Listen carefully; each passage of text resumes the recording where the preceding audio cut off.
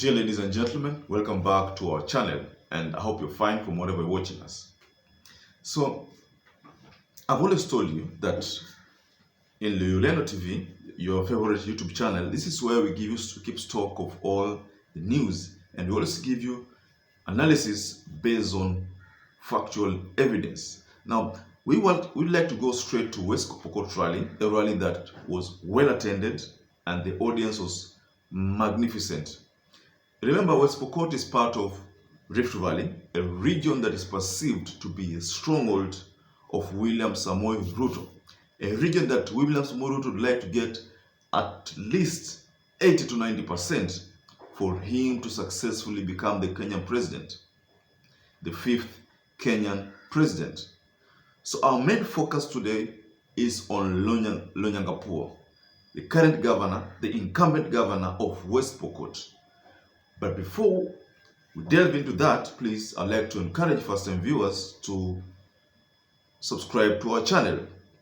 Now, first, have a look at this video, perhaps so that you can get a glimpse of what actually happened in terms of attendance in West Pokot rally at Chapiruria ground. You are like the 5th president. Mambo ni straight. Mheshimiwa Lonyangapuo, Lonyangapuo, Lonyangapuo. Ugeta amaya the gure naita. Oye, America, Oye, Murapo. Akona bajonde tomi to moreni. Oye, America, Oye, Murapo. Ngeta te yate the gure dukanda. Oye, America. Haya. Tebereria hoye. Kapkomo hoye. West Pokot hoye. Mheshimiwa Raila Amollo Odinga ndiye atakayekuwa president namba ngapi? Namba ngapi? Tutapiga kura chuma ngapi? Tarehe ngapi? Mwenye ana macho ambiwi tasama. Dunia ya Pokot County imeongea, na mnajua West Pokot hapa ndio wanzilishi ya nchi ya Kenya. Watu 6 walikaa hapa wakalia na kuomba nchi itawaliwe na Mwafrika, si ndio? Kapenguria ni karibu hapa.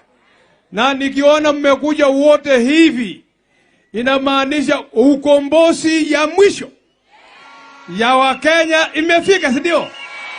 Nani ndio ataongoza hiyo ukombozi? Raila Amollo Odinga. Mnasemaje? So baba Raila, umeona vile watu ya West Pokot County wamejitokeza. Now from the video the only way you can refer to that crowd is that it was a mammoth crowd. Raila Odinga's reception in that region was perfect, and that credit is given to Lonyangapuo, the current governor. So let's go into history of Lonyangapuo before we get into what we'd like to discuss, rather what forms the basis of our analysis for this session. Lonyangapuo was first a PS. That's the time he started coming to the limelight. It was a PS for industrialization during the Mwai-Kibaki era. And we're talking about 2010-2013 period. Then the second position that he assumed was a position of a senator for West Pokot, a position that he actually assumed until 2017. So in 2017, Lonyangapuo successfully contested for West Pokot governor and beat his opponent thoroughly. So, dear ladies and gentlemen, that is a brief history of Lonyangapuo, and is the person who came with the Mtoto Mfupi round. You remember it when it circulated online, and it took the better part of the online platforms probably in Kenya. So, from the video, Lonyangapuo is hitting directly at William Samoei Ruto, because Uhuru had initiated a dam that was supposed to be built, and this dam was to get water from the Murunyi River. Wakati tuliteswa umumu sana wewe mwenyewe ndio ulikuja kusimamisha hizo vitu ambazo zilikuwa nakuja kufanyika mambo ya insecurity wakati ule ulikuwa prime minister. Nisema ama niseme? Na tunataka kusema ya kwamba mambo mengi tumeyapitia. President Uhuru Kenyatta alikuwa na makusudi mzuri. Tumejengewa damu kubwa hapa naitwa Muruny, lakini pesa ikakulwa mpaka mtoni inakauka. Naangalia sisi namna hii. Nisema ama niseme? Wangapi nasema baba Raila akuja tumalizie damu? Tumbe kura ama tusimbe? Lazima tumbe kura ndio akuja tukomboe, si ndio? So hiyo ndio ilipatikana, ngine ni maendeleo tu mama. So Uhuru Muigai Kenyatta, as in one of his legacy, because you remember in 2017 dams played a major part of Uhuru Muigai Kenyatta's legacy. So he wanted to build so many dams in Kenya, dams that would actually supply the locals with water and even the nation at large. So Muruny Dam was one of those dams that he targeted, and Muruny is close to Muruny River. So, but Lonyangapuo says that after Uhuru commissioned that dam, the development of that dam, people that he proposed to be people allied to William Samoei Ruto ate money that was supposed to build this dam. Remember, there was the Aror and Kimwarel dam that also Uhuru brought to the limelight, that he'd actually commissioned that dam, but again, people ate the money that was supposed to be meant for those dams. You see, previously, before 2017, Uhuru Muigai Kenyatta had given the projects to William Samoei Ruto. So William Samoei Ruto's office was the one that was coordinating literally all the projects.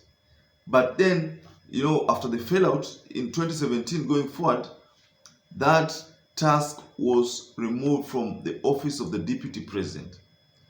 So it could have been during the era of, you know, this commissioning era of handlement of the projects, such projects, is a time that this money got lost.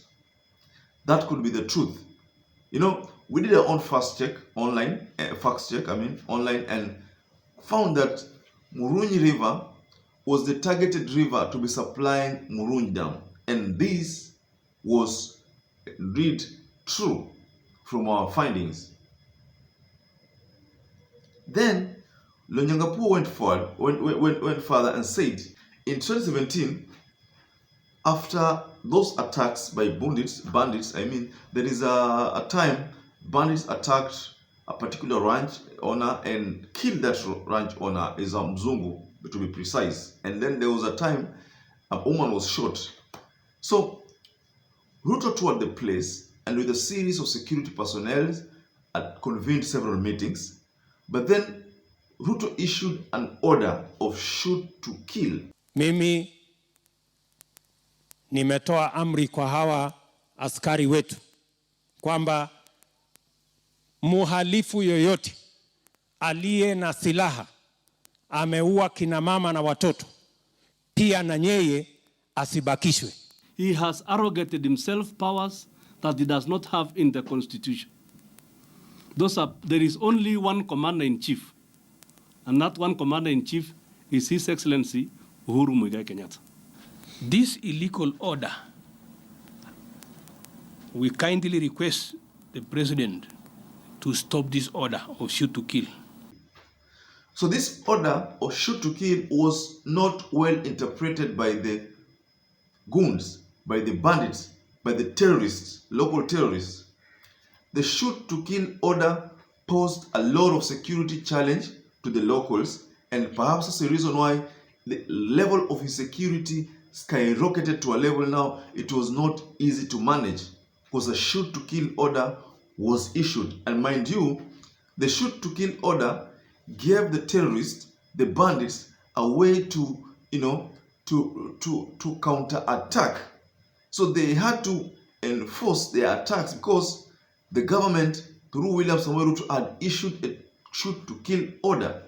Please, ladies and gentlemen, let's watch this video first for you to get a deep analysis, deep view of what we are trying to convey to you. Mwisho ndio nikupe baba uongee. Hatuna shida na Marakwet mali tumetoka leo hapo. Hawa ni wenzetu. Hatuna shida na Turkana, wale wako pale Kainuk ni wenzetu. Kuna shida ilinenwa na mtu mmoja na ni aibu yeye kutangatanga Kenya hii. Alisimama na ulimi na kutangaza ati shoot to kill. Ati nini? Shoot to kill. Sasa wezi na wajinga na wakora wakasikia amri ilinenwa na the deputy president na ulimi yake ati huwa kukufa, huwa kukufa. That's why unaona watu wanaona hapa. It is illegal kuja kuambia watu wana, alafu wakatupea tena mabunduki mbaya mbaya. So nataka nisema ya kwamba hiyo ndio mambo tumekataa. That's why Professor Lonyangapuo, governor wenu na timu yote, tunasema kwa pamoja tupeane mtu mwenye hana ulimi chafu, hana matendo mbaya. Tupeane hii kura ya president kwa nani? Raila Amollo Odinga. So Governor Lonyangapuo is saying that Ruto is reckless. He made irresponsible remarks, and by making such irresponsible remarks, that affected the level of security, the level of insecurity in that West Pokot region. Because you know there have been infighting between Marakwet areas, West Pokot areas over time and time again.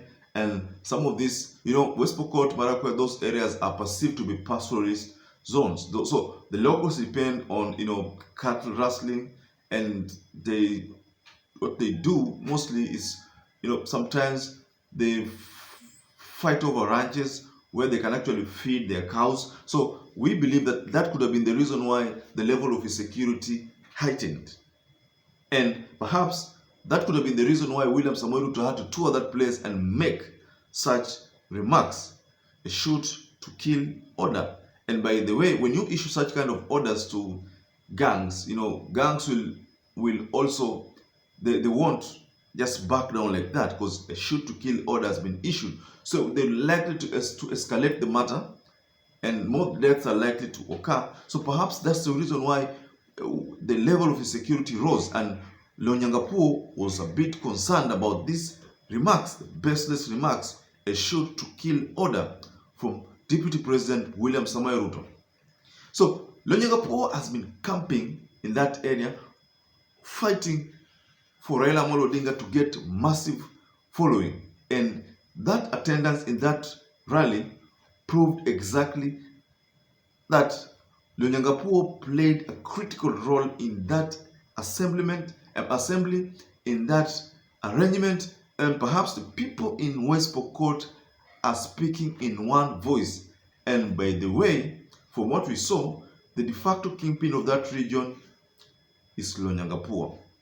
No doubt about it. And the people love him. You saw the attendance. And so that leaves us to the question that, do you think Ruto will get 80% of Rift Valley from the attendance that you've seen in West Pokot? You know, Eldoret is still part of Rift Valley, and so is Nakuru. And you've seen recently that Raila has been getting warm reception in those regions. So perhaps this leads us to our final observation that indeed William Samoei Ruto will not get 80% of Rift Valley. And I think, if I'm not wrong, the ratings of William Samoei Ruto in Rift Valley might be between 60 to 65%. I think 65% is a good number, the number that William Samoei Ruto is likely to get. So if Raila Amollo Odinga gets 30% of that region, I think that is a plus to William Samoei Ruto. That is a plus to Raila Amollo Odinga's voter basket, because 30% is a huge number to get in Ruto's stronghold. Remember, in our previous analysis, we also insinuated that Raila will definitely get 40% of Mount Kenya, and that will be a bigger disadvantage to William Samoei Ruto again. So, ladies and gentlemen, please allow me to come to conclude there. And please, if you're a first-time viewer, please take a moment and subscribe to our channel. If you're a returning viewer, please just make sure that you give us a thumbs up. And once again, I'd like to say thank you so much for always supporting us. And I'd like to leave it there. Please just stay safe and be blessed.